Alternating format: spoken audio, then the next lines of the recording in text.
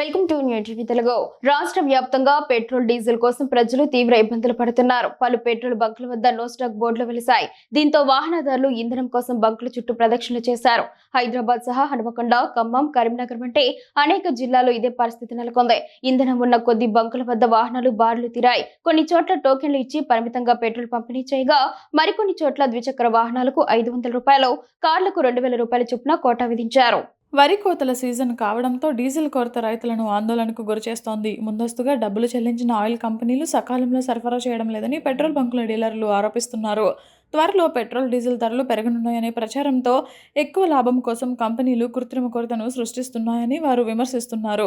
అయితే ఈ వాదనను రాష్ట్ర ప్రభుత్వం ఖండించింది. రాష్ట్రంలో ఇంధన కొరత లేదని, ఇది కేవలం తాత్కాలిక ఒత్తిడి మాత్రమేనని పౌర సరఫరాల శాఖ మంత్రి ఉత్తమ్ కుమార్ రెడ్డి స్పష్టం చేశారు.